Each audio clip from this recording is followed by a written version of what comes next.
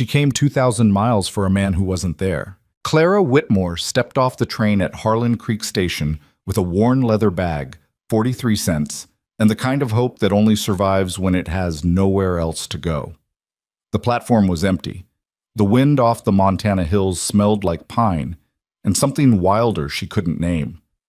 She waited an hour, then two. The station master swept the same patch of floor 3 times without looking at her, which told her everything she needed to know about how often this happened to women like her. Like this story? Hit that like button and drop your city in the comments. I want to see how far this story has traveled. The train had pulled out of Harlan Creek at 4:17 in the afternoon, and Clara was still standing on the platform at 6. She had counted everything twice by then. 43 cents, one dress that wasn't the one she was wearing, a photograph of a man named Edmund Hale that she'd read so many times the edges had gone soft, 3 letters tied with a piece of twine she'd saved from a package of flour back in Philadelphia, because even then, even at the beginning, she'd understood, without letting herself admit it, that the letters were all she really had of him. Edmund had written well. That was the thing nobody would understand later when she tried to explain it. He wrote the way men were supposed to speak, but almost never did. He wrote about Montana like it was something he'd built with his own hands, which she supposed he believed. He wrote about the homestead, the creek that ran behind it, the way the light came down through the pines in the early morning. He wrote about loneliness in a way that recognized hers, and that was what had done it. Not the promise of land or a new life or any of the practical things she told herself later. It was that he had read her loneliness and named it back to her like it was something worth acknowledging. She'd sold her sewing machine for the train ticket. That was the part she didn't tell people. The station master finally stopped pretending not to see her. He was a small man with a gray mustache that didn't quite connect in the middle, and he came out from behind his window with his hat already in his hands, which she took as a bad sign. "Miss," he said. "Whitmore," she said. "Clara Whitmore. I'm expected by Edmund Hale. He has a homestead." "I know who Edmund Hale is." He turned his hat slowly in his fingers. "There's been some trouble out that way." She waited. The wind pushed a scrap of paper across the platform boards. "Mr. Hale took sick," the man said, "about 3 weeks back. Fever, the kind that comes and goes." He paused. "Mostly it came." Clara looked at the photograph in her hand. She'd been holding it without realizing. "How sick?" "Last I heard, they weren't sure he'd come through it." He looked at her bag, then back at her face. "I'm sorry, miss. I truly am. I sent a wire to Philadelphia 2 weeks ago, to the address Mr. Hale gave me in case something came up, but I expect you'd already left by then." She had left 3 weeks ago. She'd been so eager to leave that she'd gone a week early, spent the extra days at her cousin's apartment in Chicago, sleeping on a horsehair sofa, reading Edmund's letters again in the mornings, while her cousin pretended not to feel sorry for her. "Is there somewhere I can—" she started. "Mrs. Aldis runs a boarding house on Teller Street," he said immediately, like he'd already worked this part out. "She's a decent woman. She'll give you a room for the night." He paused again. "There's also— Cole Mercer rides into town most Thursdays. He's a neighbor to Hale's place. He would have been the one to send the message, so he'd know the situation better than I do." "Today is Thursday," Clara said. "Yes, ma'am." He put his hat back on. "Mercer's usually at the feed store by 7, if he comes." She went to the boarding house first, because she needed somewhere to put her bag, and because she needed 5 minutes without anyone watching her face. Mrs. Aldis was a wide woman with flour on her apron and a way of taking stock of a person that was neither unkind nor particularly gentle. She looked at Clara for a moment in the doorway, then stepped back and held the door open. 50 cents a night, she said. "Breakfast included. I don't run a charity." "I didn't ask you to," Clara said. Something shifted in Mrs. Aldis's expression. Not quite approval, but something adjacent to it. She showed Clara to a room on the second floor that smelled like cedar and old wallpaper and had a window that looked out over the dark shape of the mountains. Clara set her bag on the floor and sat on the edge of the bed. She did not cry. She was aware somewhere in the practical center of herself that crying was something she couldn't afford right now in the way she couldn't afford a second night at 50 cents. There would be time for it later, maybe. Right now she needed to think. She had 43 cents. She had a return ticket to Philadelphia that she'd kept tucked inside her left shoe since Chicago, a habit her mother had taught her, and that she'd resented at the time as a symptom of pessimism. Her mother had known something. She could use the ticket. She could be back in Philadelphia inside of a week. She could find a new position. She'd had work as a seamstress and before that as a clerk in a dry goods store, and she could fold this whole chapter up and put it somewhere dark and never take it out again. She was 23 years old.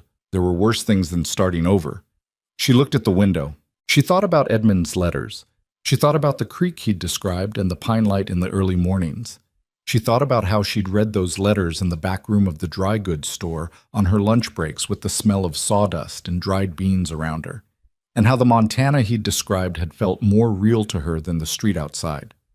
She thought about the sewing machine. She put the return ticket back in her shoe, pulled on her coat, and went to find Cole Mercer.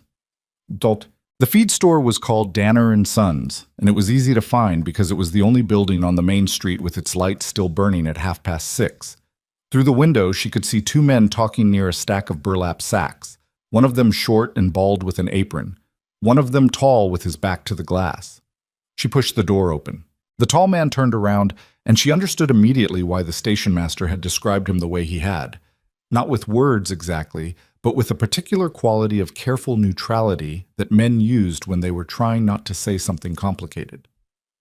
Cole Mercer was somewhere north of 30, dark-haired, with the kind of face that had been weathered by outdoor work until it had settled into something harder and less readable than it might have been. He was not an ugly man. He was the kind of man who looked like he'd stopped caring about that distinction some years back. He looked at her with dark eyes and said nothing. "You're Cole Mercer," Clara said. "I am." His voice was lower than she'd expected. "I'm Clara Whitmore. I've just arrived on the afternoon train. The station master told me you'd be here." She kept her voice level. "I came to marry Edmund Hale." Something moved across his face, not quite guilt, but something that looked like its cousin. He glanced at the store owner, who found something urgent to attend to at the far end of the counter. "Come outside," Mercer said. She followed him out onto the boardwalk. The night air had gone cold and the mountains to the west were just a darker darkness against the sky. He stood with his hands at his sides and looked at some point past her shoulder for a moment before he looked at her directly. "Edmund's bad," he said. "The fever broke twice and came back both times. He's at the Halverson place. They took him in when it got serious. They've got a woman there who knows something about medicine." He paused. "He asked me to come get you. That's why I'm in town." "He asked you to come get me," Clara repeated. "Yes. It's been 2 weeks since the wire was sent. I've been traveling for 3. She kept her voice level. "When exactly did he ask you?" Mercer looked at her directly now, and something in his expression shifted into something she might have called honest. 4 days ago, when the fever came back worse." A pause. "He didn't know you'd already left Philadelphia." "And before that?" He didn't answer right away, which was an answer. "Before that," she said, "nobody thought to send for me. I'm not going to lie to you and say it was handled well." His voice was flat. Not cruel, just factual, the way a man talks about a fence that's down and needs to be fixed. There was confusion about how bad it was, and then there was confusion about whether, he stopped, whether I was worth the trouble of notifying. "Whether he was going to make it," Mercer said, "and nobody wanted to bring you 2,000 miles for a funeral." The word landed and stayed there. She breathed through it. "What are his chances now?" she asked. "Halverson's woman thinks he'll pull through." "Thinks." He looked away again. "I came to take you to the homestead. It's what Edmund wanted. You'd stay there, be close by, and when he recovers..." He stopped again. "When he recovers," she said. "Not if." "When?" She looked at the dark street. A dog had appeared at the far end of it and was investigating something in the dust. An oil lamp in an upper window of a building across the way cast a yellow rectangle on the boardwalk. This was the moment, she understood. This was the moment where she could use the ticket in her shoe or she could not. It was very simple, in the way that only impossible things are simple. "How far is the homestead?" she asked. "About 2 hours' ride, maybe more in the dark. Do you have a horse for me, or am I riding behind you?" He blinked. That was the only sign she got that she'd surprised him. "I brought a spare." "All right," Clara said. She went back inside to retrieve her bag from where she'd left it leaning against the doorframe, said goodnight to Mrs. Aldis's sign in the window without going back in, and came back out to find Cole Mercer already at the hitching post untying a gray mare with a patient expression. She looked at the mare, then at him. "I've ridden before," she said, before he could ask. "Not much, but enough." He handed her the reins without comment. The ride was mostly silent, which suited her fine. The trail through the Montana darkness was not the trail she'd imagined from Edmund's letters. Edmund had described Montana in daylight, in the best light, the way people describe places they love or want to love. What Clara rode through at 7:30 on a June night was a different country, raw and enormous and almost aggressively indifferent to her presence. The pines came up close on both sides of the trail in places and then opened without warning into stretches of open grass that stretched further than she could see. The sky was extraordinary. That she'd grant it. She'd never seen so many stars, not even in the Pennsylvania countryside, not even on clear nights. They pressed down so close and so dense that they seemed less like a sky and more like something she was inside. Mercer rode ahead, not far ahead, close enough that she could call out if something went wrong, but ahead, which she took to mean he wasn't interested in conversation. That suited her too, right now. She had enough to think about. She thought about Edmund, somewhere in a stranger's house, fighting a fever. She tried to summon something coherent, grief, maybe, or fear, and found instead a kind of numb assessment that she recognized as her own particular way of surviving things. She'd felt it when her father died. She'd felt it when the dry goods store closed and she was out of work for 2 months. It was the feeling of her mind drawing in its edges and getting small and practical, getting down to what needed doing. What needed doing right now was staying on the horse. The gray mare had an easy gait and didn't seem bothered by the dark, which helped. Clara gripped the saddle horn with one hand and let herself move with the animal's rhythm and tried not to think about what she was riding toward. "You'll want to duck here," Mercer said, and she ducked, and a low pine branch passed over her head close enough to brush her hair. "Thank you," she said. He didn't respond. After a while she said, "How long have you known Edmund?" A pause. 7 years, maybe 8. "Is he a good man?" Another pause, longer. He seemed to be choosing something. He means to be. She absorbed that. There was a whole biography in it, she thought, if you knew how to read that kind of careful qualification. "The letters he wrote," she said. "Did he write them himself, or did someone help him?" She heard something that might have been a dry sound in his throat. Not quite a laugh. "He wrote them. Edmund's got a gift for words. He always did." "Just words?" "I said he means to be," Mercer said. "That's more than most." She let it drop. They rode on. But the homestead came up on them at about 9 o'clock, announced first by the smell of pine smoke, then by the shape of a cabin sitting in a clearing with a small light showing through one window. It was smaller than she'd imagined. Everything here was both larger and smaller than she'd imagined. The sky larger, the homestead smaller, the distances between things larger, the warmth of the single-lit window smaller but somehow more significant for it. Mercer dismounted and took her horse's bridle while she got down, which she managed without grace but without falling. "The Halverson place is another hour north," he said. "You'll need rest before we go out there. It'll keep until morning." "Edmund is alive," Mercer said. "Or he was as of yesterday evening, and Halverson would have sent word if anything changed." He tied both horses to the post beside the cabin and looked at her. "You need sleep." She looked at the cabin. "Whose is this?" "Hale's. He stopped, started again. "The homestead you were promised. I've been looking after it while he's been ill." She looked at it again. It was rough. Even in the dark, she could see where the chinking between the logs had been redone poorly, where the roof of the small attached lean-to was sagging toward one corner. The garden bed Edmund had described in such fond detail was a rectangle of churned-up dirt with some dead-looking stalks at one end. "It needs work," she said. "Yes." "A good deal of it." "Yes." He didn't seem apologetic about this fact. She walked toward the door, which he reached past her to push open.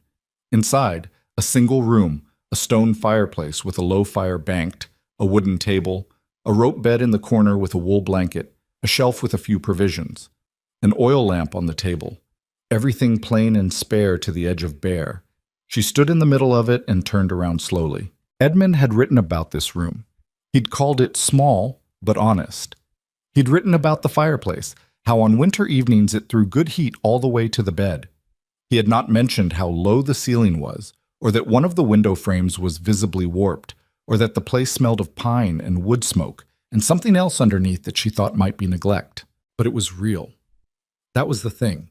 It was ugly and imperfect and real in a way the letters had never been, and she found, standing in the middle of it, that she preferred the real thing, even the ugly real thing, to the version in the letters. "I'll sleep in the lean-to," Mercer said from the doorway. "If you need anything—" "I won't," she said. "I know," he said, "but if you do—" He went out. The door closed. Clara sat down on the edge of the rope bed. She put her bag on the floor beside her. The fire crackled. Outside, she could hear the horses shifting, and then Mercer's voice saying something low to them, some brief and practical reassurance. She reached into her shoe and took out the return ticket. She held it in her hands for a moment, studying it. "Philadelphia and Chicago and Montana," the printing said, which was not exactly what it said, but was the gist of it. She folded it carefully along its creases. Then she leaned forward and put it in the fire. She watched it catch and curl, and go orange, and then gray, and then gone, and she felt something go out of her chest that had been sitting there since Philadelphia. Not hope, exactly, and not fear either, but some combination of both that had been running the show for too long. It was done. There was no more east to go back to. She lay down on top of the blanket with her coat still on, and listened to the Montana night, the wind in the pines, a far-off sound she couldn't identify, the horses, the fire, and did not sleep for a long time. But she stayed. She woke before dawn with a stiff neck and the particular disorientation of not knowing where she was for about 3 seconds before it all came back in a rush. The fire had burned to coals. The room was cold. Through the warped window frame, she could see the sky going from black to deep blue to something that was almost but not quite gray. She got up. She found a water bucket by the door, full, which meant Mercer had brought it in at some point, and she washed her face and hands with the cold water and stood up straight and looked at the room. Then she went to the door and opened it. Mercer was already up. He was at the horse trough around the side of the lean-to, and he looked over at her without expression. "You're up early," he said. "So are you." "Ranchers usually are." She came around to where he was. The morning light was beginning now, really beginning, the sky going pale gold above the eastern hills. And she understood what Edmund had meant about the pine light now, the way it came through the trees at a low angle and turned everything it touched a color somewhere between gold and amber, as if the whole world was being briefly bronzed before the full day came in and rendered it ordinary. "I want to see Edmund this morning," she said. "I figured. He was filling a water trough and didn't look up. We'll ride after breakfast." "What do you have for breakfast?" He paused, looked up. "What?" "To eat. What do you have?" "There's, he seemed to be thinking.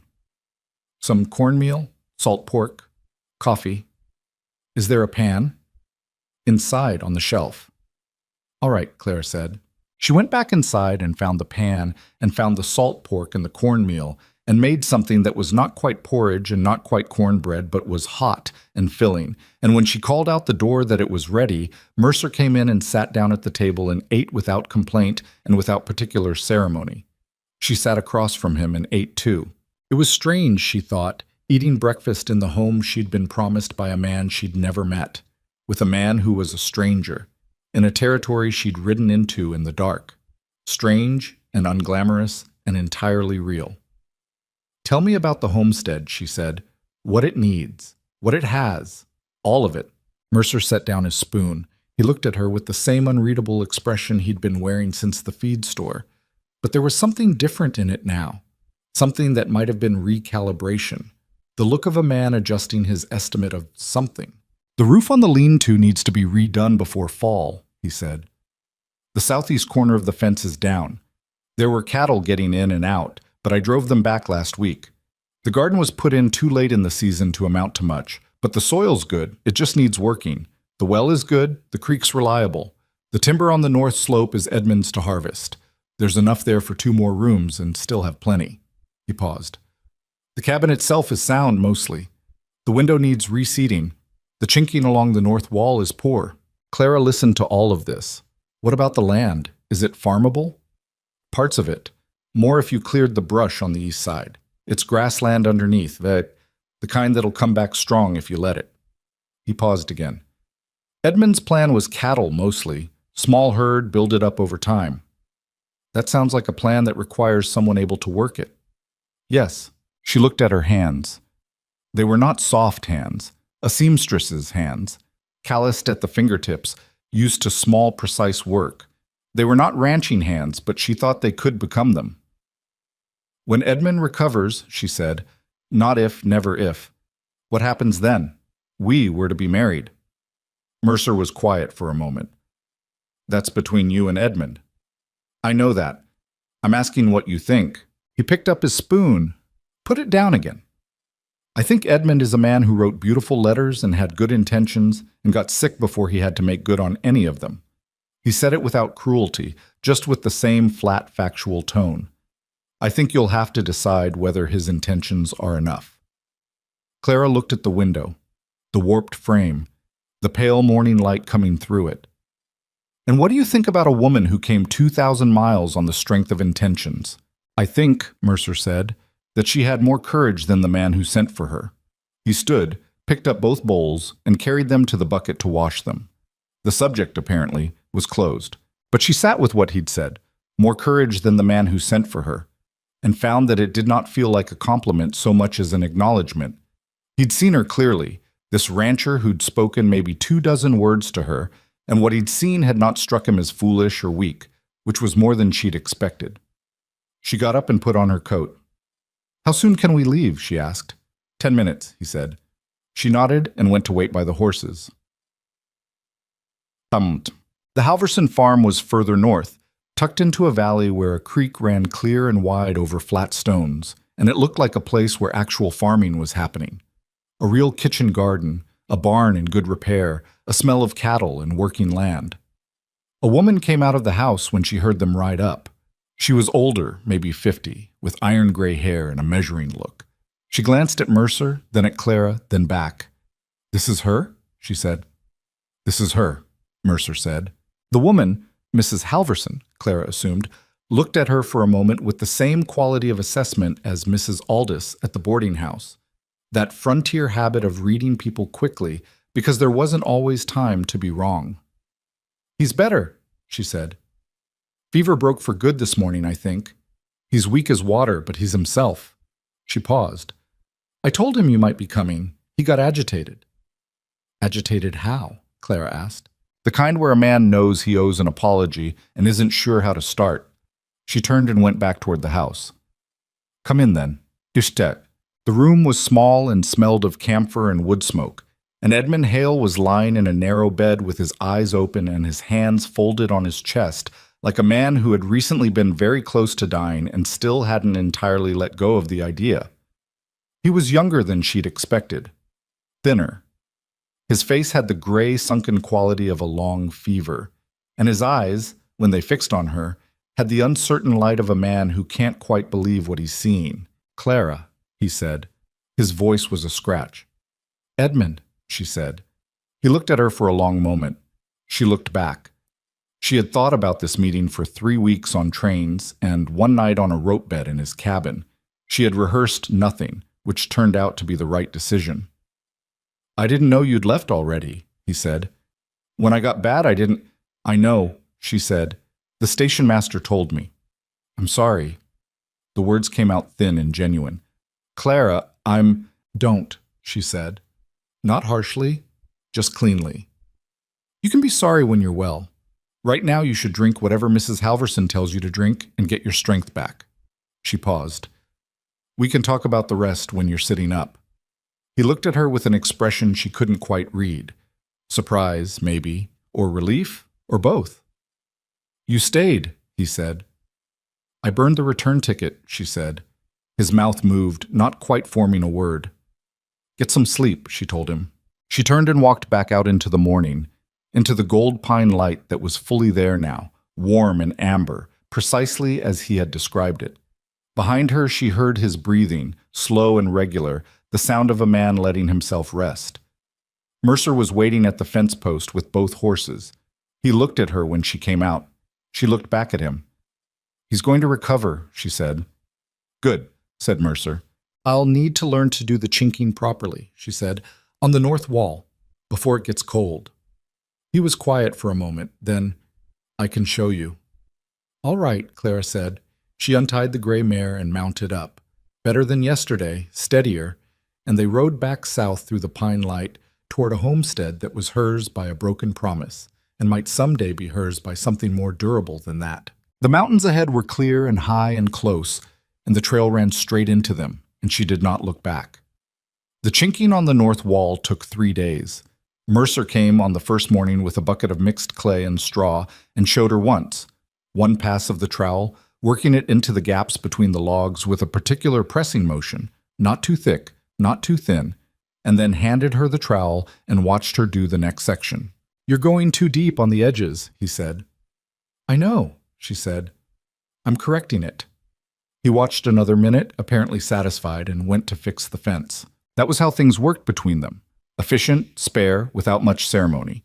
He showed her what needed doing, she learned it, and he moved to the next thing. There was something almost restful about it, she found. Back in Philadelphia, every interaction had carried a kind of ambient pressure.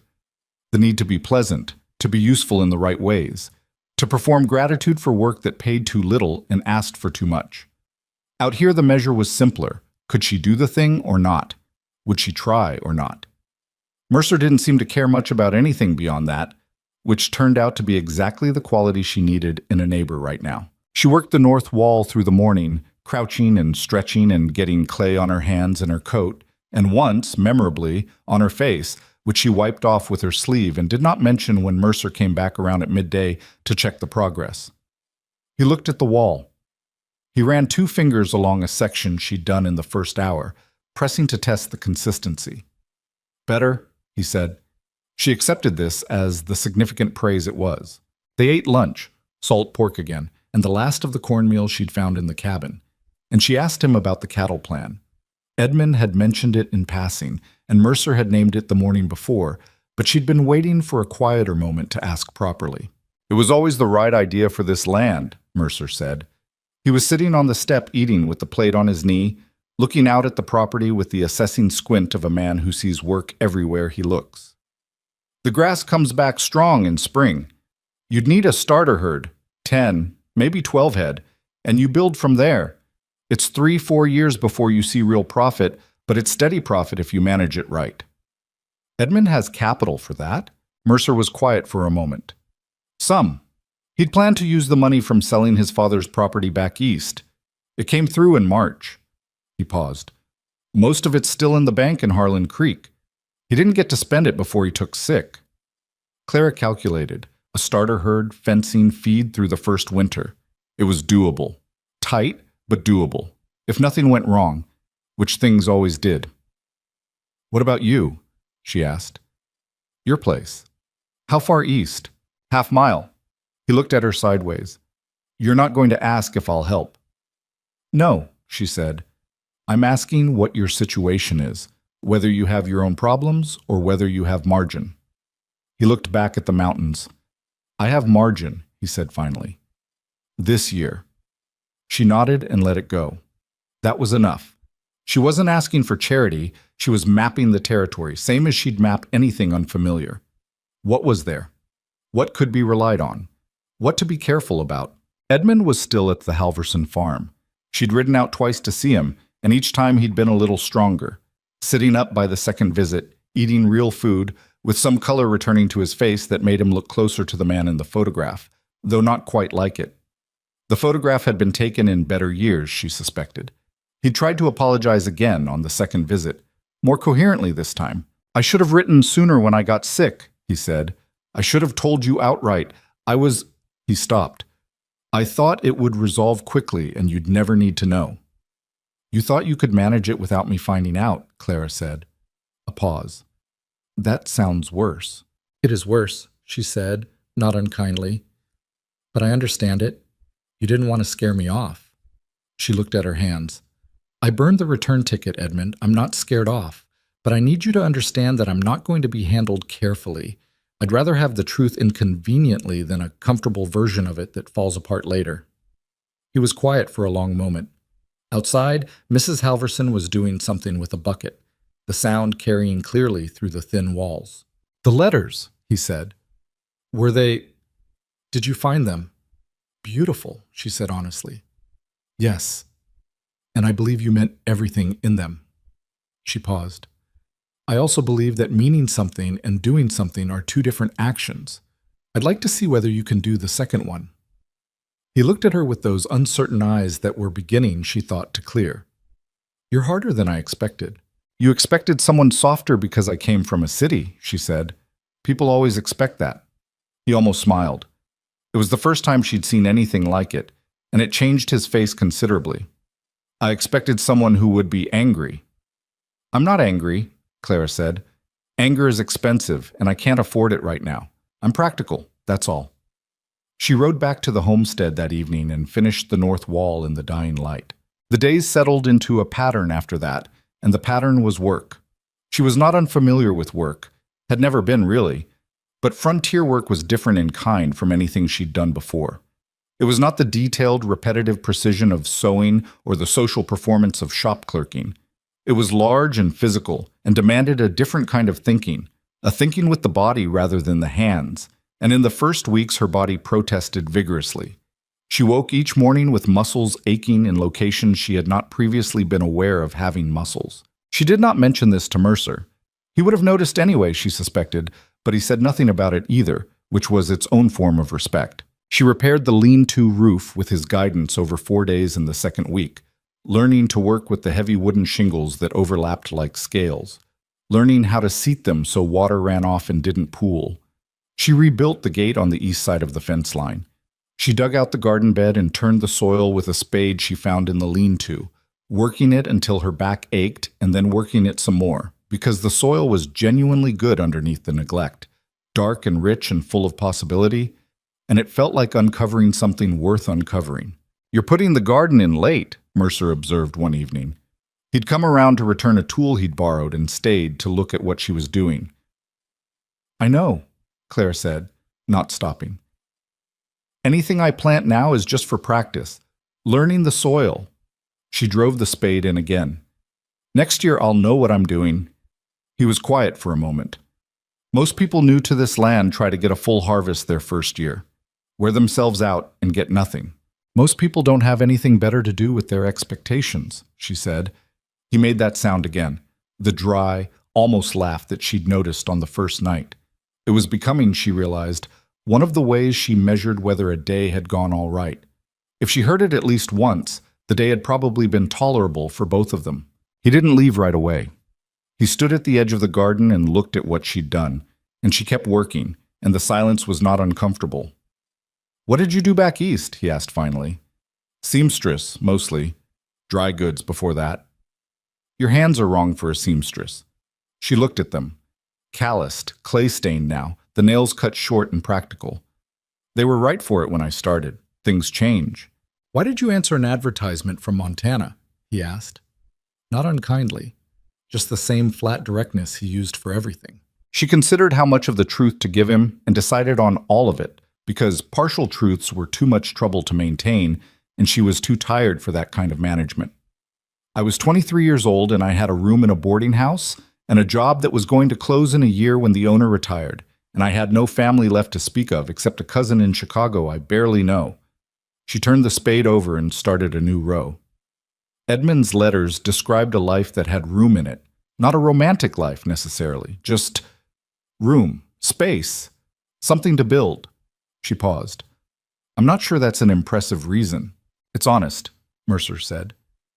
Is honesty impressive out here? More than most places, he said.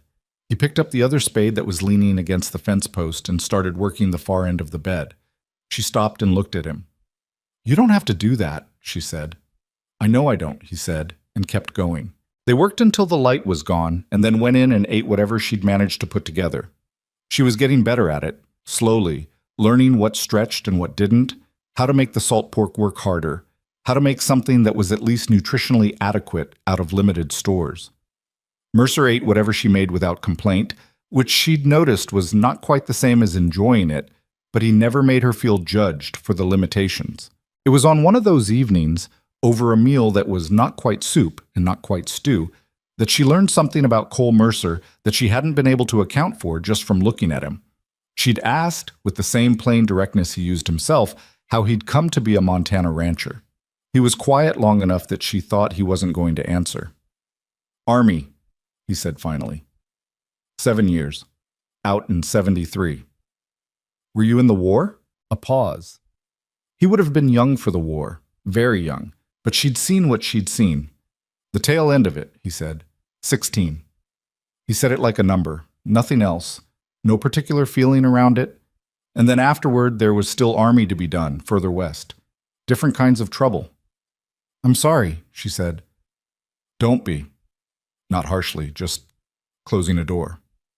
It was a long time ago. She looked at his face, really looked, the way she hadn't allowed herself to do yet, and saw what was there that she'd only peripherally noticed before.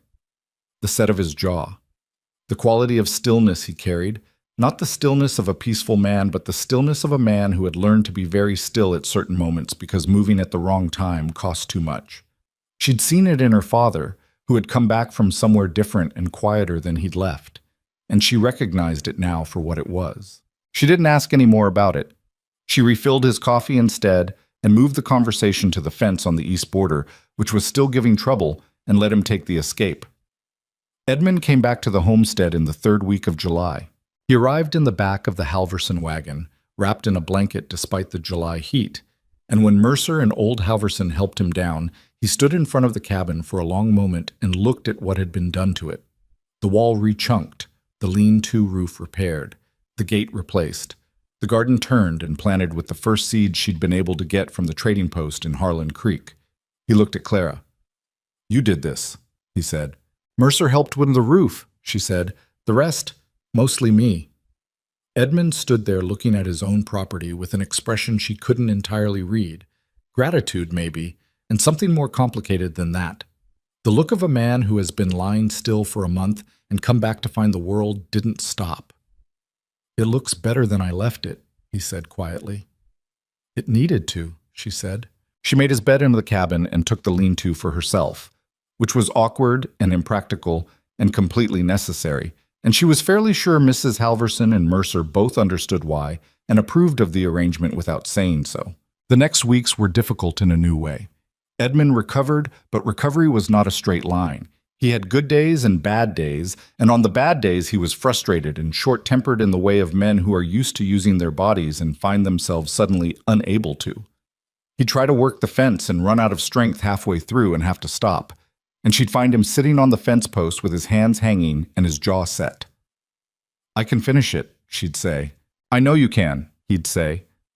And that was the whole problem, right there in 5 words. She understood it. She genuinely did.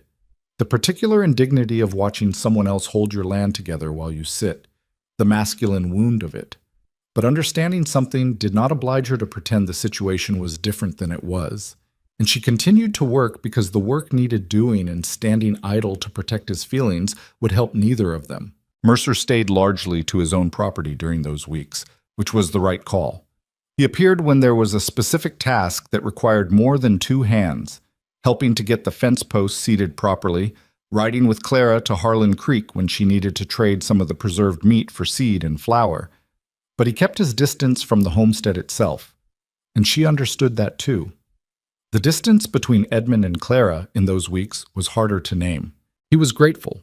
She could see that genuinely. He said it more than once and meant it, and she believed him. But gratitude is not the same as closeness, and there was something between them, some gap that the letters had papered over, that was now nakedly there. They had written to each other. They had built an idea of each other. What they had not done was spend time together in a real space, breathing the same air, and the real versions of themselves were discovering, with careful politeness, that they were not entirely what either had imagined. She'd imagined someone more certain. He'd imagined, she thought, someone more yielding. They talked about the cattle plan, He agreed with her assessment of timing, and she was glad to find that his business sense was sound, even when his health wasn't. About Harlan Creek and the people in it, the small social geography she was beginning to learn. About Philadelphia sometimes, cautiously, as if both of them knew it was a country that existed less and less. She did not know what they were to each other. Engaged, technically, still, that had not been formally dissolved, but the engagement felt like a garment she'd brought from home that didn't quite fit the new climate. One evening, near the end of July, sitting on the step after supper with the first hint of fall in the air, because Montana, she was learning, let you feel fall coming weeks before it arrived, he said, "I don't know what you expected of me." "I expected someone who wrote the things in those letters," she said. "I still think that person exists." "But?" "No but," she said. "I'm just being accurate. We have to figure out who we actually are to each other. The letters were a beginning. They're not the whole thing." Edmund was quiet. The mountains in the distance had gone purple and then gray, and the first stars were appearing. "Are you sorry you came?" he asked. She thought about the return ticket, the way it had curled at the edges and gone to ash. "No," she said. "Even with all of it?" "The land is real," she said. "The work is real. The things I've learned are real." She paused. "The rest we figure out." He nodded slowly. He looked tired in a way that was no longer just the fever. It was the tiredness of a man reckoning honestly with his own shortcomings, which was a different kind of exhaustion. She found she did not resent him for it. He was trying. That was worth something. The wind came down off the mountains and pushed through the pines with a sound like distant water, and they sat there for a while longer, not talking, not needing to, the silence between them finally approaching something that didn't require explanation. Then he said quietly, "I should have been here when the train came in." "Yes," she said, "you should have." And that was all. It was enough. August came in hard. The heat that settled over the valley in the first 2 weeks of the month was the kind that made the air above the dirt roads shimmer and turned the creek down behind the property sluggish and low. The cattle that Mercer ran on his land, a small herd, 14 head, drifted toward the water and stood there in the shade of the cottonwoods, barely moving. Even the insects seemed to slow down. Clara worked in the early mornings and the evenings and spent the hottest part of the afternoon doing the indoor tasks, mending, preserving what came out of the garden, working on the accounts Edmund had started keeping in a cloth-covered ledger that she'd taken over without discussion, because his handwriting went crooked when he was tired and the numbers needed to be right. The garden had surprised her. She'd planted it late, called it practice, kept her expectations low, and then the Montana soil had done what Mercer said it would, and come back strong. The bean plants were climbing their stakes. The squash had spread further than she'd anticipated and was encroaching on the row of carrots in a way she'd have to manage. 2 rows of potatoes that she'd put in with no particular confidence had produced actual potatoes, which she'd dug up with something close to disbelief and shown to Edmund like evidence of a small miracle. "You sound surprised," he'd said. "I put them in the ground and they made more of themselves," she said. "I'm going to be surprised every time." He'd laughed at that. A real laugh, not the careful kind he'd been using since he got back, the kind that keeps a distance. And she'd filed it away as one of the better moments of the month. Edmund was stronger. Not fully, not yet, but the trajectory was clear and moving in the right direction. He could work a half day without stopping now. He'd taken back the fence repairs on the west side, doing them slowly and methodically, and she'd stopped watching to make sure he didn't overdo it because he'd told her, with reasonable plainness, that being watched made it worse. She understood that and stayed away. They had arrived by August at something functional, not what the letters had promised, but something that had the quality of being built rather than imagined, which she found she trusted more. They ate together in the evenings. They talked about the land, the plans for the cattle purchase they were still working toward, the small news from Harlan Creek that she brought back from her weekly rides into town. They had not talked again about what they were to each other, and she had decided to leave that question alone for now because there was too much else that needed doing, and some questions answer themselves if you give them enough time. It was on one of those evening rides back from Harlan Creek in the second week of August that she passed Mercer on the trail. He was coming from the direction of town himself, riding the big bay he usually used for distance, and they met on the stretch where the pines thinned and the trail ran open along the ridgeline, with the whole valley visible below. He slowed when he saw her, and she slowed, and they rode side by side for a stretch without talking, which was comfortable in the way that silence between people who have worked together gets to be comfortable. "Mail come in today," he said after a while. "Anything for the homestead?" He was quiet in a way that had something in it. "There was a letter," he said. "At the post. I didn't bring it. The postmaster will hold it. You can pick it up yourself." "Why didn't you bring it?" He looked at the trail ahead. It was addressed to Edmund, from a woman named Hale in Virginia. Clara absorbed this. "His sister?" "He doesn't have a sister," Mercer said. She looked at him. "It's his mother," Mercer said. "Or was. She passed in June, apparently. The letter's from the family attorney, settling the estate." "And?" He was quiet again, longer.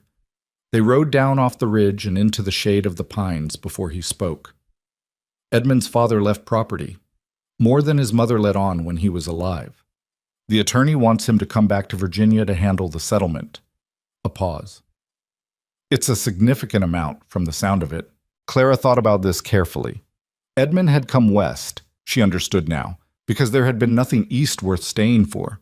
A difficult father, a mother who'd kept the peace by keeping secrets, a life that hadn't fit him.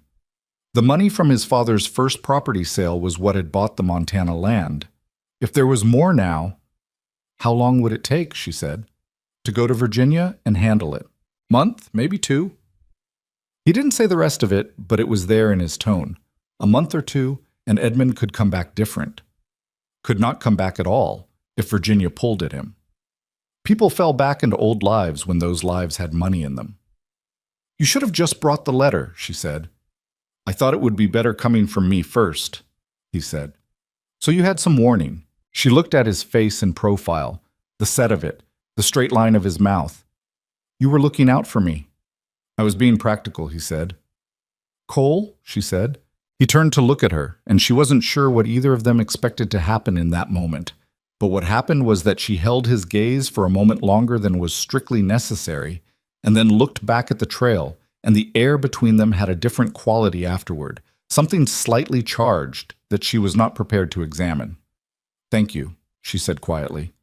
He nodded once and urged his horse ahead on the trail, and she let him go. She picked up the letter the next morning and brought it back to Edmund without opening it. That was never a question. And watched his face change as he read it. The expressions moved through him like weather, surprise, then something complicated that might have been grief or relief, or some mixture of both, then a particular quality of stillness that she associated with him when he was working through something he didn't want to say out loud. He folded the letter and held it. "My mother died," he said. "I'm sorry," she said. "We weren't—" He stopped.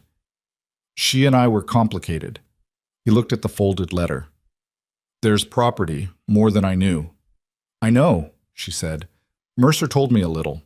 He looked up, then down again. "I have to go back." "I know." "The land here will be here when you come back," she said. "I'll be here." He looked at her then, really looked at her, and she saw in his face the question he was actually asking, which was not about the land. "You're sure?" he said. She wasn't sure. Not the way he wanted her to be sure. She was sure of the land. She was sure of the work. She was sure of herself in a way she hadn't been in Philadelphia. About Edmund, about what they were building or trying to build between them, she was sure only that she was willing to find out. "Go handle your business," she said. "Come back and we'll figure out the rest." He left 3 days later, at the end of August, with his bag and the attorney's letter and the stiff posture of a man carrying more than luggage. He shook Mercer's hand on the trail where their properties met. He turned to Clara, and there was a moment, awkward, genuine, not quite resolved, where he took her hand in both of his. "All right," he said. "I'd like that," she said. And she meant it. She watched him ride toward Harlan Creek until the pines took him, and then she went back to the homestead and stood in the cabin and looked at the space he'd left in it, which was significant, and waited for some feeling to arrive that would tell her what to do with herself. What arrived was not grief, not relief, not certainty. What arrived was the particular clarity that comes when a complication you've been managing quietly is suddenly gone, and you can finally see the shape of the thing underneath. She went out and checked the bean plants. September came and brought with it the first suggestion of the fall Mercer had warned her was coming. Mornings that started cold and warmed up, evenings that reversed the process faster than she expected. The light changed, lower and more golden, and the mountains to the west caught it differently, held it longer. She understood now why Edmund had written about it. Even knowing the letters had been partial truths, the Montana light in September was genuinely worth writing about. She and Mercer fell back into the working rhythm that Edmund's presence had slightly altered. He came over in the mornings 2 or 3 times a week. She cooked what there was. They worked whatever needed working. She was learning the land in a way that felt like genuine knowledge now, not just instruction, where the soil drained poorly after rain, which section of fence would need replacing before winter rather than after, how to read the sky in the late afternoon when the clouds built up over the western peaks. Mercer taught her to ride properly. Not just stay on the horse riding, which she'd managed since that first night, but working riding. How to move cattle with your body position before your horse did anything, how to check a horse's hooves and what to look for, how to saddle and unsaddle efficiently in the dark if she had to. He taught these things the same way he taught everything, demonstrating once, then stepping back and watching, correcting specifically and without elaboration when she was wrong, saying nothing when she was right. She asked him once why he never said when she'd done something well. He looked at her with a slightly puzzled expression. "I keep asking you to help with things," he said. "That's what I do when someone's doing them right." She thought about this. He wasn't wrong. If something wasn't working, he told her immediately and specifically. If he kept asking her to do it, it was working. It was a simple, entirely consistent system that she'd somehow taken 3 months to decode. "I grew up with a teacher who only ever told me when I was wrong," she said. "I think I've been waiting for it. Waste of time," he said, "waiting for things people aren't going to give you." He said it without particular feeling, as a simple observation, but it landed somewhere and stayed there. October came, and with it the first real cold. Not the suggestion of cold, actual cold, the kind that made the water in the bucket ice over by morning and turned her breath to vapor inside the lean-to. She'd known it was coming. She'd spent September preparing for it. The firewood she and Mercer had cut and stacked along the south side of the cabin. The preserves she'd put up from the garden. The extra blankets she'd traded for in Harlan Creek. She'd insulated the lean-to with what she had, which was not quite enough, and added a second wool blanket to her bed and told herself it would serve. The first truly cold night, she woke at 3 in the morning to a temperature that had no business being what it was inside a structure attached to a heated cabin, and lay there calculating, practically and without sentiment, how long she could manage this before it became a health problem. By morning, she'd decided to move her sleeping arrangements into the cabin itself. Edmund was gone. The proprietary issue was resolved. She told Mercer when he came over, as a plain statement of fact, and he looked at her with the same steady expression he used for everything and said, "Took you long enough." She moved her things. The cabin was warmer and she slept better and the problem was solved. And she noted the absence of any complicated feelings about this, the same way she noted it when a fence repair held through a rain, with straightforward satisfaction. It was in the second week of October that things between them shifted. She wouldn't have been able to say exactly when, or point to the single moment if she'd tried. It was more like a tide than a line, something that had been moving in for a while and one day you looked down and found the water already at your feet. They were working the east pasture, clearing the brush she'd been meaning to clear since summer, and it was cold, but the work was warming them. And she'd said something. She couldn't remember afterward exactly what. And he'd said something back that made her laugh, a real laugh, undignified, surprised out of her. And when she looked up, he was smiling, not the dry almost laugh. An actual smile, brief and unguarded, the kind that happens before a person can decide whether to let it. She'd seen glimpses of it before, pieces of it, but not that, not all at once. And it changed his face so completely that she stood there for a moment looking at him like she was seeing him for the first time, which in one sense she was. He stopped smiling when he noticed her noticing. He turned back to the brush pile and said something practical about the fence line, and the moment closed, and they went back to working. But it stayed with her. That evening, over supper, she'd gotten the salt pork to a point where it was genuinely good. She'd finally worked out the spicing.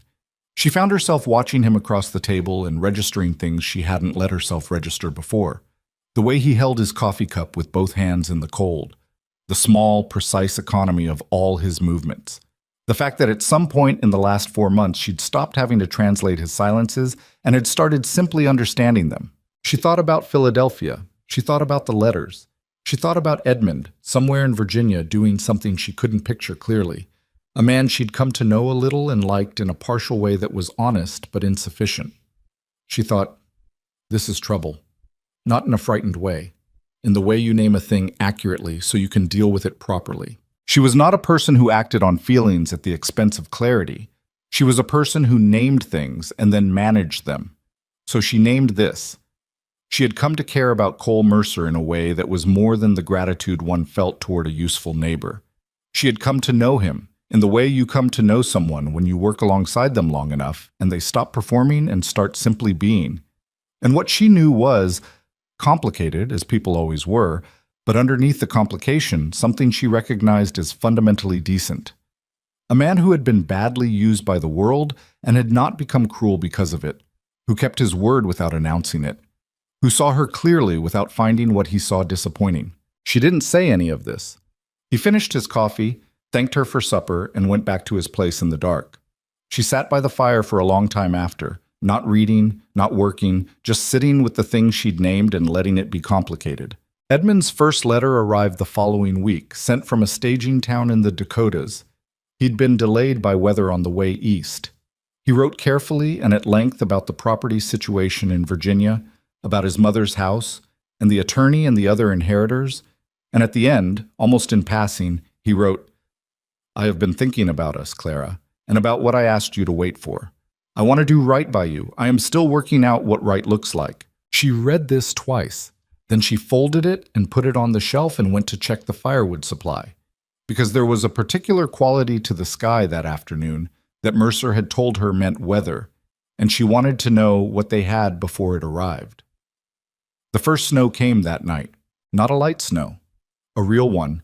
The kind that fell straight down in the windless dark and accumulated with a quiet efficiency that was almost aggressive, covering the garden bed and the fence line and the roof of the lean-to and every surface of the world she could see from the cabin window until it was all one undifferentiated white. She stood at the window and watched it for a while and felt, not fear exactly, but a heightened attentiveness, the feeling of a world that was telling you to take it seriously. She banked the fire and went to bed and woke to 4 inches on the ground and more coming. Mercer arrived mid-morning with his breath clouding and a look on his face that she'd learned to read as controlled urgency. The far fence is down on the north side, he said. Cattle are loose. What do you need? She said. He told her. She saddled the gray mare, better now, efficiently, the way he'd taught her, and they spent 4 hours in the snow moving cattle and repairing fence, cold to the bone, her hands aching inside her gloves. And when it was done, they came back to the cabin and she made coffee, and they sat at the table and neither of them spoke for 10 minutes because they were simply too tired. Then he looked up and said, You handled the mare well in the snow. She looked at him. Is that a compliment, Mercer? He looked back at his coffee. It's an observation. She felt the laugh before she heard it, her own laugh, warm and sudden in the cold cabin. And she heard him make that sound, the dry, almost laugh. And this time it didn't quite stay in the almost. Outside, the snow kept coming. The mountains had disappeared into it, and the world had drawn itself down to the size of this cabin, and the light from this fire, and the two of them at either side of this table, and for one unguarded moment she thought, I would not trade this.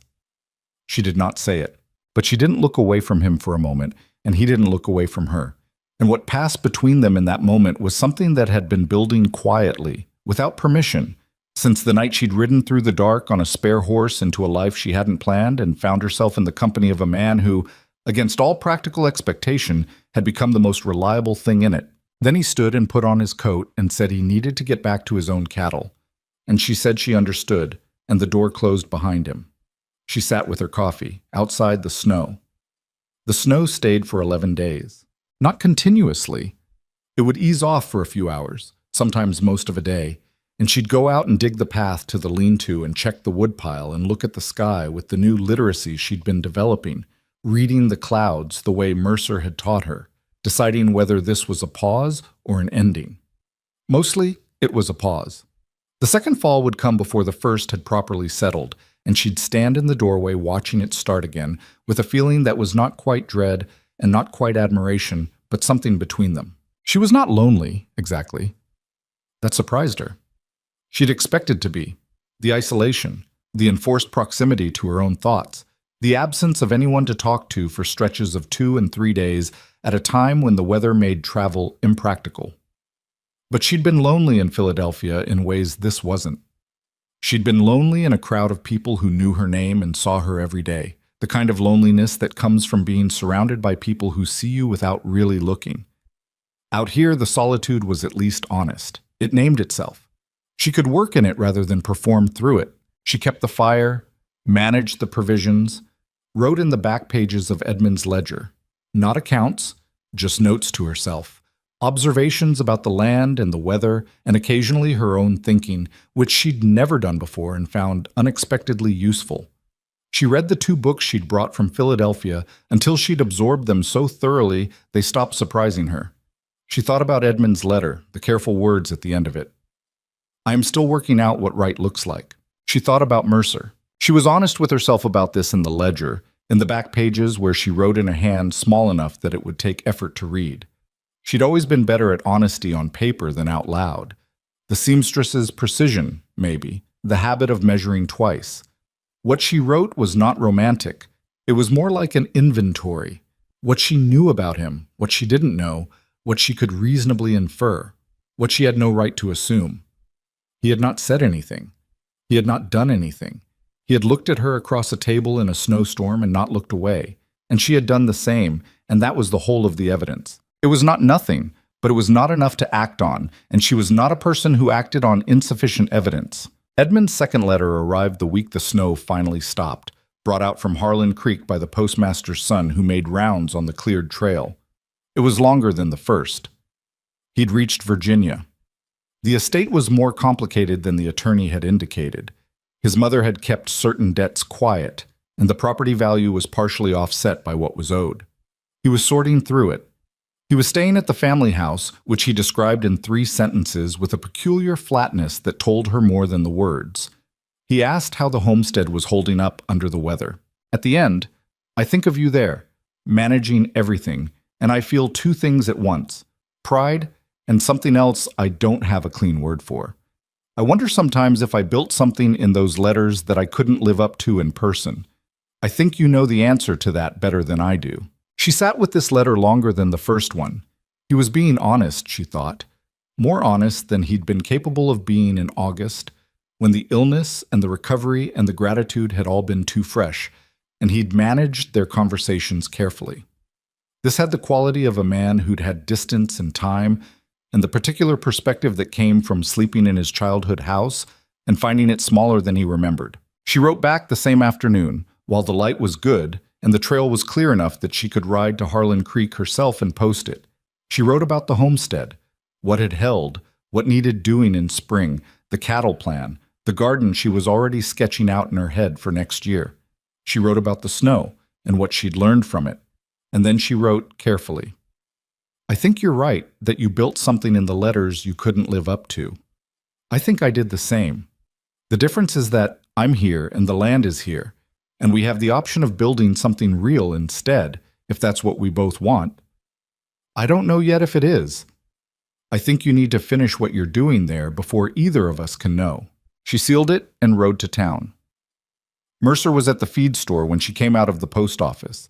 She saw his horse at the hitching post before she saw him, and then he came out with a burlap sack over one shoulder and stopped when he saw her. Road's clear enough for you to ride? He said. As you can see, she said. He tied the sack to his saddle. She watched him work the knot, quick and sure, the way he did everything. I was going to come check on the homestead this afternoon, he said. Make sure the lean-to held. It held, she said. The south corner of the roof has a soft spot. I put a bucket under it. I'll fix it. I know how to fix it, she said. I was hoping you'd show me once and then I'd know for next time. He looked at her with the slight recalibration expression she'd come to know, the one that meant she'd said something he'd underestimated. All right, he said. They rode back together and he showed her the lean-to repair, which took most of the afternoon. She did 2/3 of it herself while he watched and made the 2 corrections he found necessary, both of them precise and brief. And when it was done, they stood back and he pressed the new shingles with his palm to test the seat. "Good," he said. "Observation, not compliment," she said. He glanced at her sideways. Both this time. She turned back to the lean-to and was glad her face wasn't visible for a moment. November deepened and hardened. She had 3 more letters from Edmund, shorter as the month went on, more businesslike, updating her on the estate settlement, which was nearly resolved. He wrote that he expected to return before Christmas. He wrote that the Virginia house had been sold and that there would be capital, enough to buy the starter herd they'd planned and then some. He wrote about what he was thinking. He did not write the word love, which he had used in the letters from before she came, and she noticed its absence the way you notice when a piece of furniture has been moved. Not wrong, exactly, but different. She wrote back honestly and warmly and without the word either. The town of Harlan Creek had opinions about Clara Whitmore by November, and she was aware of them in the sideways way that a newcomer becomes aware of community judgment.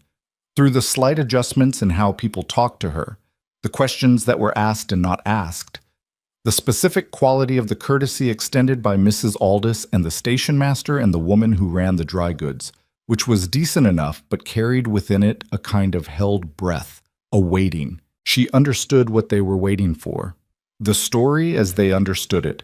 A woman had come to marry a man who got sick before she arrived. The man had gone back east.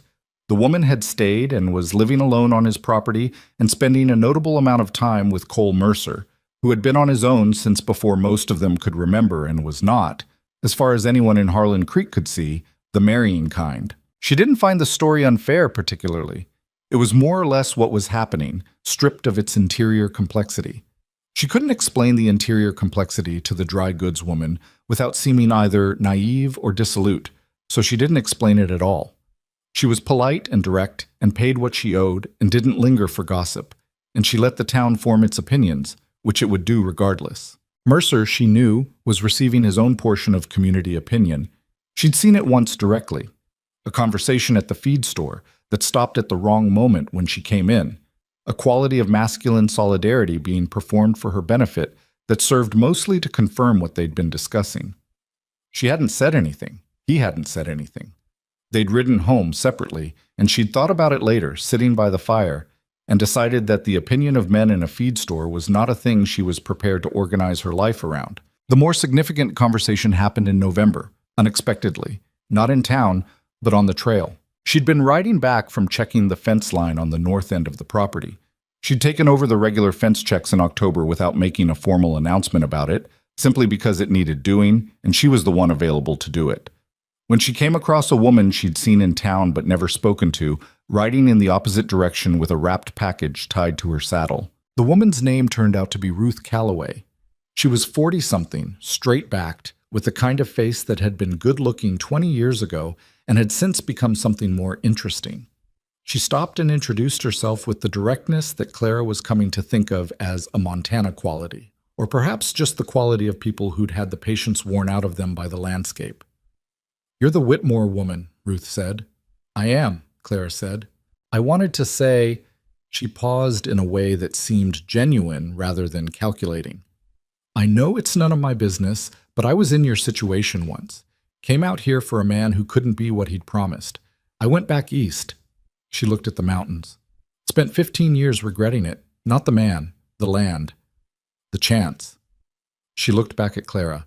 "I just wanted someone to say to you that staying was the right thing, even if it gets complicated."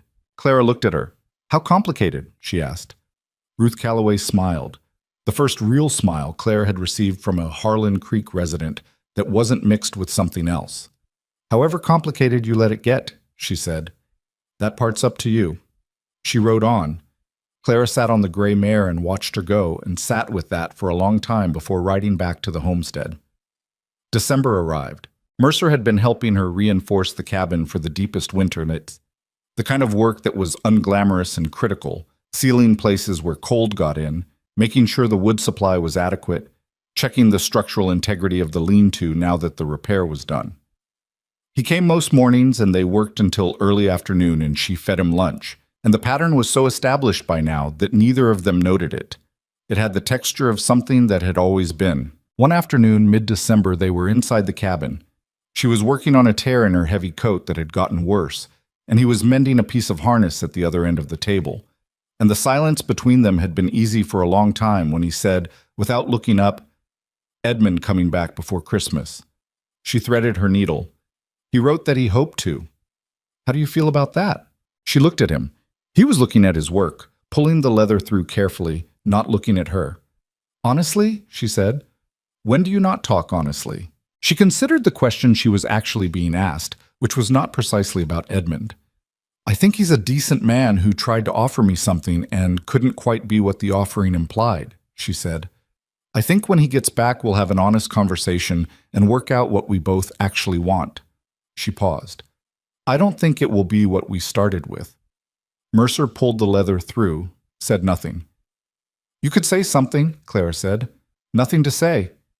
Mercer.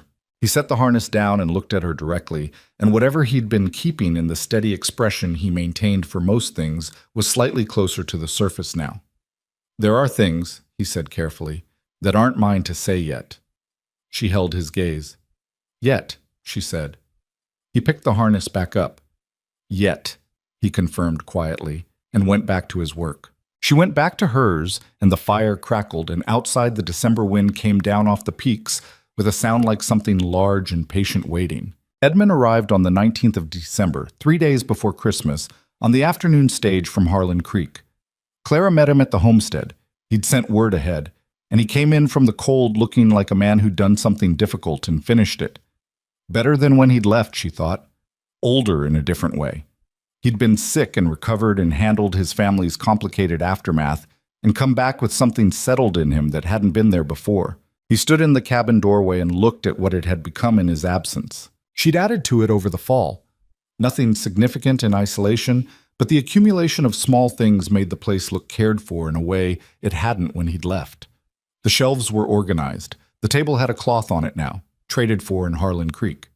The window frame had been properly reseated, the warped wood replaced, and through it the winter light came in clean and square. The garden was under snow, but the fence posts were straight and the gate sat plumb in its frame. You've been busy, he said. The work was here, she said.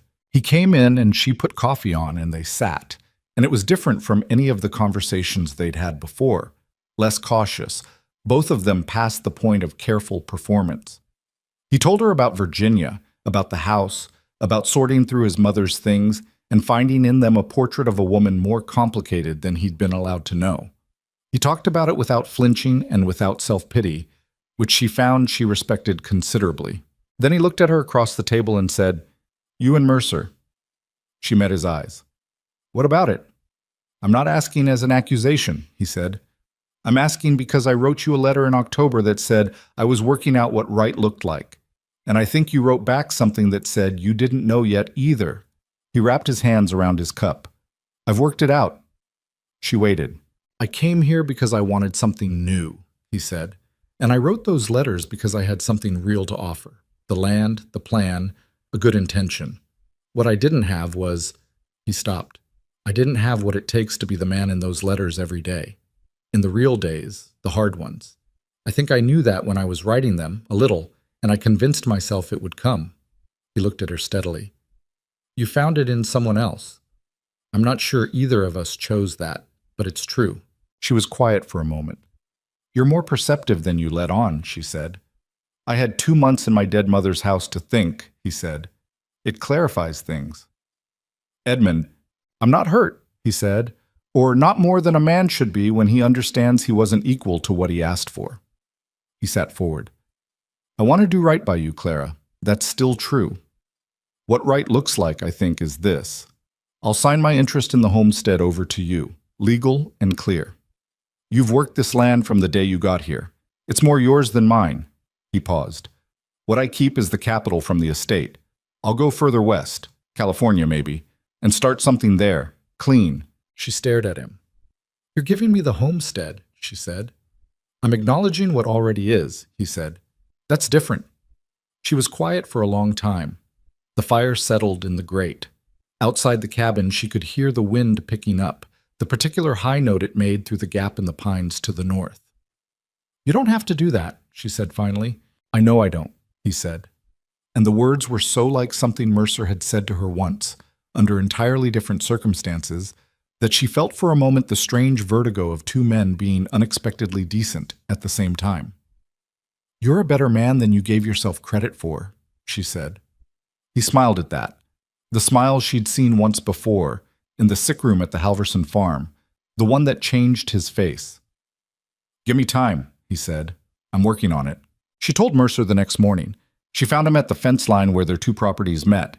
It was where she'd come to understand she could find him most mornings, as if he positioned himself instinctively at the boundary of what was his and what wasn't. He listened without interrupting while she told him what Edmund had said. When she finished, he was quiet for a moment, looking at the mountains. "He's a better man than I gave him credit for," Mercer said. "I told him the same," Clara said. He turned to look at her. The winter light was full and cold on his face, and she could see him working through something. Not hesitation, exactly, but the careful deliberateness of a man who has been private for so long that speaking certain things requires actual effort. "The homestead's yours," he said. "Properly." "Yes." "And you're staying." "I burned the return ticket in June," she said. "Nothing's changed about that." He nodded slowly. He looked at the fence line, at the boundary between his property and what was now, legally and clearly, hers. When he looked back at her, his expression had the quality she associated with him when he'd made a decision. Not warm, exactly, but open in a way that was the closest thing to warmth he did easily. "I've been thinking," he said, "about the north pasture. My north and your east share a corner. If we took that fence down and ran the combined acreage as a single unit, we'd have enough to sustain a herd of 20, maybe 25. He paused. "That's the kind of operation that's viable long-term, that two people can run without breaking." She looked at him. "You're talking about combining the properties," she said. "I'm talking about taking a fence down," he said carefully. "What it means beyond that is a separate conversation. One thing at a time." She studied his face, the careful deliberateness of it, the precision with which he was moving towards something without moving too fast, without asking for more than was right to ask for right now. Because he was a man who understood that some things needed to be built at the right pace, or they didn't hold. "One thing at a time," she agreed, and she looked out at the snow-covered pasture, at the fence line that ran between two properties that might, with time and work and the right kind of patience, become something neither of them had managed to build alone, and felt the steady particular warmth of something not yet named, but already, quietly, real. Edmund left on the 28th of December. He left quietly, the way he'd done most things toward the end, without ceremony, without the kind of drawn-out farewell that would have made it harder for everyone. He settled the legal matter with a land attorney in Harlan Creek before he went, a man named Briggs, who drew up the transfer documents in 2 days and seemed entirely unsurprised by the arrangement, which told Clara something about how often the frontier produced situations that didn't fit the standard forms. She signed her name on the documents in Briggs's cold office and felt the particular solidity of something becoming officially real that had already been practically true for months. The homestead was hers. 70 acres of Montana, a cabin, a lean-to with a new roof, a garden that had survived its first winter under snow, a fence line that was mostly sound, soil that was better than it looked. Edmund shook Mercer's hand at the trail junction the morning he rode out. There was a moment between them that she didn't try to hear. Low voices, brief. And then Edmund turned to Clara and took her hand and held it. "Write me when the cattle come," he said. "I will," she said. "And when things—" He stopped, looked at Mercer, then back at her. "Just write me, when things happen." She understood what he was saying. He wanted to know that the life he'd described in letters, the life he hadn't been equal to in person, had actually happened for someone. She thought that was a decent thing to want. "All right," she said. He rode east toward Harlan Creek with his bag and his Virginia capital, and the particular posture of a man who has resolved something and is ready, finally, to start something else. She watched him go until the pines took him, and then she turned and walked back to the homestead. And Mercer walked beside her, and neither of them said anything because there was nothing that needed saying yet. January was the hardest month. She had been warned. Mercer had told her in October, plainly, without dramatizing it, That January in this valley was the month that broke people who weren't ready for it. Not the snow necessarily, or even the cold, but the combination of both, with a darkness that set in before 4 in the afternoon and didn't lift until nearly 9 in the morning, and the isolation that came with trails impassable for days at a time and a world reduced to the radius of what you could see from your own window. He had not been wrong. There were 3 days in the second week where the temperature dropped to something she had no vocabulary for. Not cold as a description, but cold as a physical fact. The kind that got through every layer and sat in the bones and made the simple act of crossing from the cabin to the lean-to for firewood feel like a negotiation with the world about whether you were serious. The water in the cabin froze overnight despite the banked fire. One of her bean plants, which she'd been wintering inside on the sill just to see if she could, died in a single night, the leaves going limp and pale by morning. She managed. She managed because she had enough wood. They'd cut considerably more than she'd thought necessary in September, and she'd been right to let Mercer override her estimate on that. And enough provisions, and because she'd learned over the fall to move through the cold efficiently rather than fighting it, the way you learn to work with difficult material rather than against it. She managed because she was stubborn in a way that had nothing to do with pride and everything to do with the simple refusal to be beaten by something as impersonal as weather. And she managed because Mercer came every day he could, or sent some sign when he couldn't. On the worst days, when she couldn't see his property through the snow, she'd find a fresh piece of firewood stacked at the lean-to door in the morning that hadn't been there the night before, which meant he'd come out in the dark to check on her and hadn't wanted to wake her. And the fact of it, that particular form of silent, practical care, did something to her chest that she'd stopped trying to categorize. On the days he could come, he came for hours. They worked on whatever the weather allowed, and when it allowed nothing, they sat inside and he repaired things. There was always something that needed repairing: a tool handle, a piece of harness, a section of the garden fence she'd stored in the lean-to. And she worked on the books, or wrote in the back of the ledger, or simply sat with her coffee and watched the snow outside the window.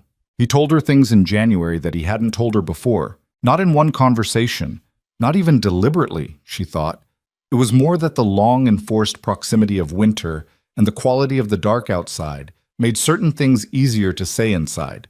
He told her about the army in pieces, the way you tell someone something you've been carrying a long time, a detail here, a name there, nothing complete but enough that she started to understand the shape of it.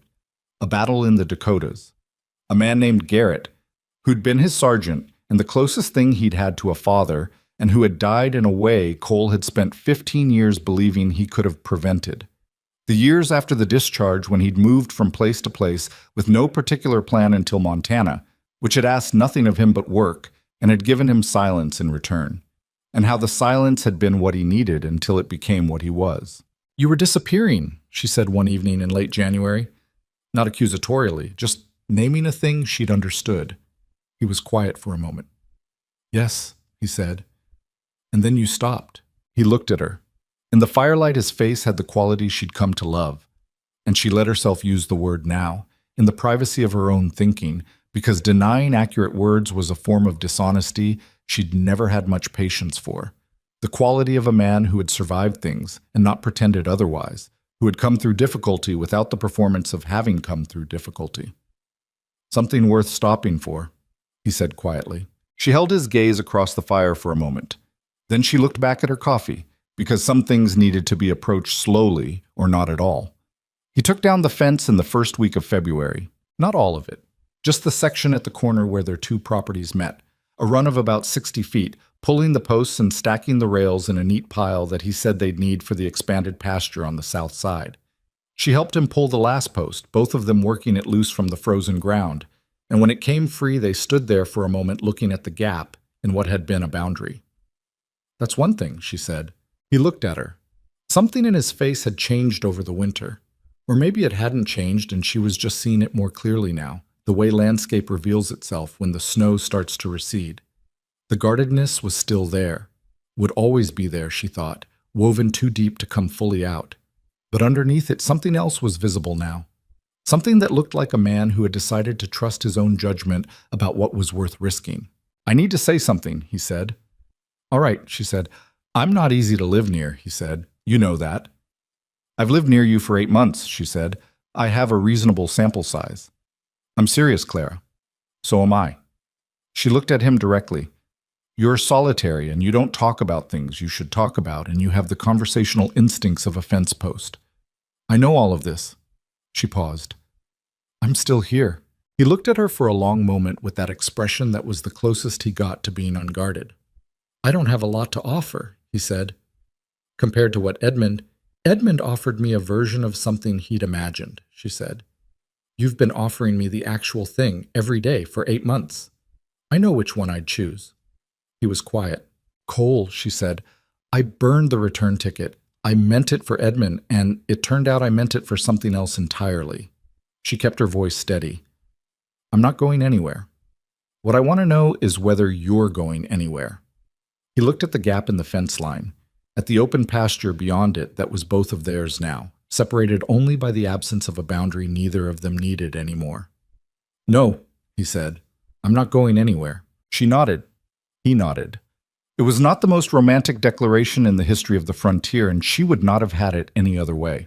They were married in March, in the Harlan Creek Church, in a ceremony that lasted 20 minutes and was witnessed by Mrs. Aldis, the station master, Ruth Calloway, and the Halverson family, who came down from the North Valley with their wagon and their good boots, and Mrs. Halverson's particular expression of restrained satisfaction, as if events had confirmed something she'd assessed correctly from the start. Clara wore her second dress, the good one she'd brought from Philadelphia that she hadn't worn since the train, and Mercer wore a jacket she'd never seen before that fit him reasonably well, and that she suspected Ruth Calloway had quietly advised him to acquire. He was not comfortable in ceremonies. She could tell by the slight stiffness of his posture, the way he held still when he was working something through. But he said what needed to be said clearly and directly, looking at her face, and she said it back, and that was that. Afterward, at Mrs. Aldis's insistence, there was food. The boarding house table spread with what the community had collectively produced, which was considerable. Frontier generosity being the kind that operated in direct proportion to how much the people offering it could actually spare.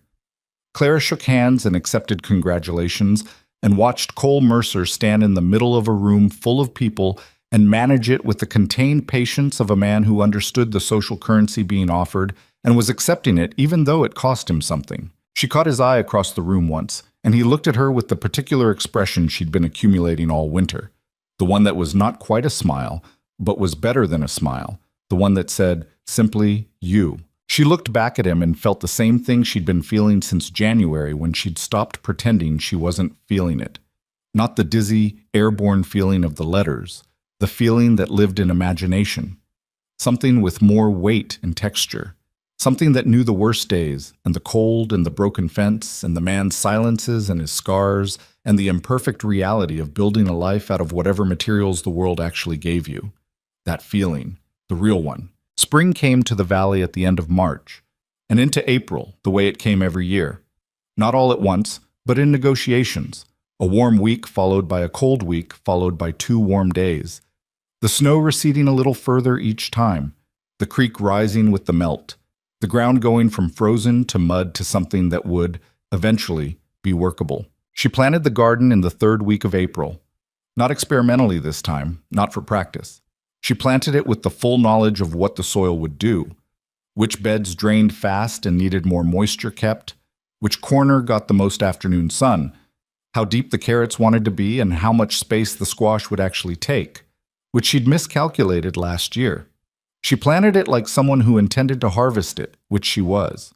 Cole helped her with the heavier work, turning the beds, moving the composted material she'd been building since fall, and then left her to the detailed work, which she preferred.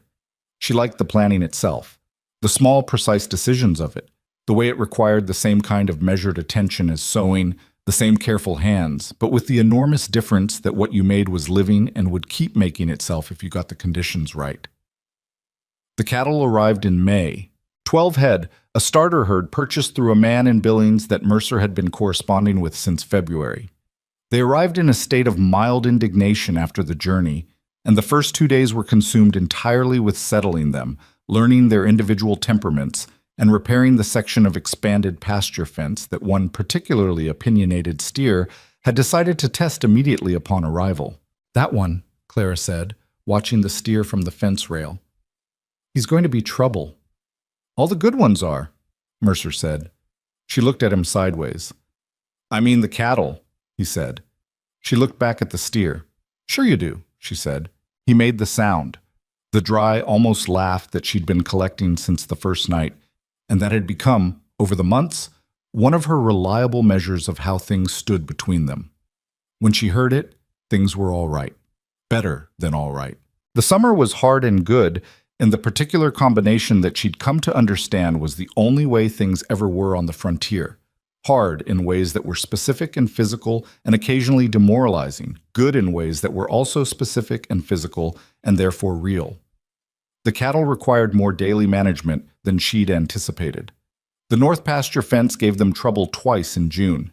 A week of July brought rain that flooded the low corner of the garden and cost her 2 rows of beans, which she replanted and mostly lost anyway. And the hay came up good on the south slope, and they got it cut and baled before the rains. And the potatoes produced in October exactly what she'd calculated they'd produce. And the herd was healthy and growing, and the combined property, her 70 acres and his 60, 130 acres of Montana Valley, with a creek and 2 cabins and a barn that Mercer was rebuilding from the studs out, was beginning to look like a working enterprise rather than a hope. Ruth Calloway came to visit in September and walked the property with Clara and said, at the end of it, "You built this."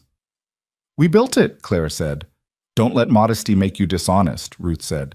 "You built most of it, and he had the sense to let you." Clara thought about this. She thought about the return ticket in the fire, and the north wall chinking, and the lean-to roof, and the winter, and the fence post they'd pulled out of the frozen ground together. She thought about the ledger with the accounts, and the back pages with the small writing that was just hers. She thought about what it had cost and what it had made. "We both built it," she said. "Different parts." Ruth looked at her for a moment with the expression of a woman who had her own parallel understanding of what was true and had decided not to argue. "Fine," she said. "You built it together." That, Clara thought, was exactly right. The knowledge that she was pregnant arrived in October, though she'd suspected it since the end of September, and she sat with it alone for a week before she told Cole, not because she was afraid of his reaction, but because she wanted the time to understand her own before she had to manage anyone else's. She'd always needed that. The time to find her own center on something before the world weighed in. Her own reaction, when she got down to the bottom of it, was not the fear she might have expected. It was more like recognition, the sense of something arriving that she'd been moving toward without fully knowing it, the way the spring had arrived and the garden and the cattle and everything else, as the result of work and intention and some element that was neither just life doing what it did when the conditions were right. She told him on a Tuesday evening after supper. She said it plainly, the way she said most things, watching his face as she said it. What happened to his face in that moment was something she would carry for the rest of her life. Not an explosion of feeling. He was not a man for that. More like a door opening inward, a deep, private interior suddenly accessible, a look of such unguarded and complete feeling that she understood things about him in those 5 seconds that she hadn't entirely understood in a year of working beside him, sleeping beside him, building a life beside him. He didn't say anything for a moment. Then he said quietly, "You're sure?" "I'm sure," she said. He nodded slowly. He looked at the table, at his hands, at the window that was properly seated in its frame now, and had been for 11 months. When he looked back at her, his eyes were doing something she hadn't seen them do before. "I didn't think," he started. Stopped. She waited. "I stopped thinking I'd have this," he said. It cost him something to say it. She could hear that. "A long time ago. I stopped thinking it was something that was going to happen for me." She reached across the table and put her hand over his. He turned his hand and held hers, and neither of them said anything else for a while. And the fire burned, and the October wind came through the pines outside, and the world was exactly the size it needed to be. Rose Mercer was born in June, 3 weeks before the anniversary of the day Clara had stepped off the train at Harlan Creek Station with 43 cents and a worn leather bag, and a hope that had nowhere else to go. The birth was not easy. Nothing honest ever is. Mrs. Halverson came down and stayed 3 days and was exactly the person Clara needed her to be. Competent, direct, unfrightened, The kind of woman who treated difficulty as a practical problem rather than a catastrophe. Cole was in the room for some of it, and outside for some of it, and somewhere in between for the rest, doing what men did in those situations, which was find physical tasks to keep themselves from being useless. And she could hear him through the wall, sometimes doing things that didn't strictly need doing. When it was over and she held Rose for the first time, small and dark-haired and furiously opinionated from the first minute, she heard him come back into the room and felt his presence at the edge of the bed and looked up. His face again. That face. The door-opening quality of it. Rose, she said, because she'd decided on the name months ago and hadn't told him, wanted to see his face when he heard it. He said nothing. He sat on the edge of the bed and looked at the small person who had not existed until this morning and who now clearly intended to exist at considerable volume and for as long as possible. And he put one careful finger against her small hand, and she closed her fist around it with the grip of something that already knew how to hold on. Clara watched this happen. She thought about the letters. She thought about Edmund writing about Montana like it was something he'd built, and how she'd read those letters in the back of a dry goods store and felt the first movement of something she didn't have a name for yet. She thought about what it meant that the letter had taken her to a train, and the train to a station, and the station to a man who wasn't there, and how she'd burned the return ticket and stayed, and what she had now was nothing like what the letters had promised, and everything like what she'd actually needed. That's the thing no one tells you about hope. Not the cautionary version, not the cynical version, the actual truth of it, the one that only shows up in retrospect. Hope is not dangerous because it leads you toward things that don't exist. Hope is complicated because it leads you toward things you couldn't have imagined. You aim at the target you can see and end up somewhere else entirely, and the somewhere else is realer and more valuable than the target was, but you'd never have moved without the target in the first place. She'd come 2,000 miles for a man who wasn't there, and what she'd found was a life she hadn't known to want, not rescued into it, not lucky into it, but worked into it day by day, fence post by fence post, the north wall and the lean-to roof, and the frozen ground and the cattle and the garden that kept producing beyond her expectations, like the Montana soil itself, which gave back more than you put in if you put in enough. The woman who had stepped off that train with 43 cents was not the woman holding Rose in the June light. Not because she'd been transformed into something better. She'd been humbled and tested and had failed at things and succeeded at others, and was still imperfect in all the ways she'd always been imperfect. But she'd stayed. Through every piece of it, she'd stayed. And staying, it turned out, was its own kind of extraordinary thing. The homestead was quieter in the evenings now, paradoxically. Rose slept in a way that demanded absolute stillness and got it. Even Cole moved differently in the cabin now. That large, careful economy of movement applied to the new task of not waking a person who was smaller than his arm and entirely in charge. One evening in late June, when Rose was asleep and the day's work was done and the last light was doing what Montana light did in summer, staying past the point of reason, filling the sky long after it had any right to. She and Cole sat on the step of the cabin the way they'd begun doing in their first summer together, without discussing it, just arriving there at the end of the day. The valley below them was green and long, the creek catching the late light in the distance. The cattle were shapes in the south pasture.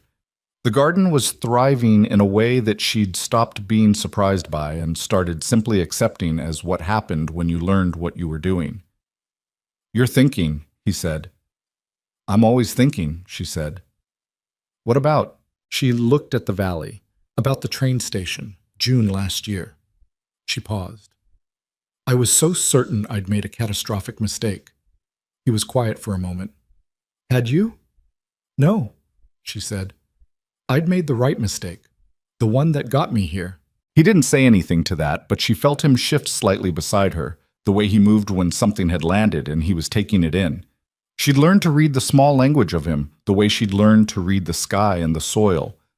Through attention, over time, with the understanding that what mattered was rarely the loudest thing. "Cole?" she said. Are you happy?" The question sat in the evening air, a question she'd wondered about for months, and hadn't asked because she'd been afraid of the answer, or afraid he wouldn't know how to answer, or afraid it was a word that didn't apply to a man who'd carried what he'd carried. He thought about it. That was one of the things she'd come to love about him, the way he didn't give the easy answer but sat with a question until he had the honest one. I don't know if happy's the right word, he said finally. I know that I want to be here. Every day I want to be here. He paused. I didn't want that for a long time. To be anywhere. He looked at the valley and then at her. I want to be here. She nodded. That was enough, more than enough. It was, in fact, exactly what she'd asked. Inside the cabin, Rose made a small sound. Not a cry, just a stir, the sound of someone checking that the world was still there. And then went quiet again. The light held on a little longer, the way it did. Clara Mercer sat on the step of her homestead on a June evening in 1882 and looked at the valley she'd learned to read like a language, and felt the particular, unglamorous, irreplaceable weight of a life that was genuinely hers. Not the life anyone had promised her, not the life she'd imagined reading letters in a back room in Philadelphia. The life that had required everything she had to build, and had given back more than she'd known to ask for. The woman who'd arrived at the station with nowhere to go had gone exactly as far as she needed to, and she had stayed,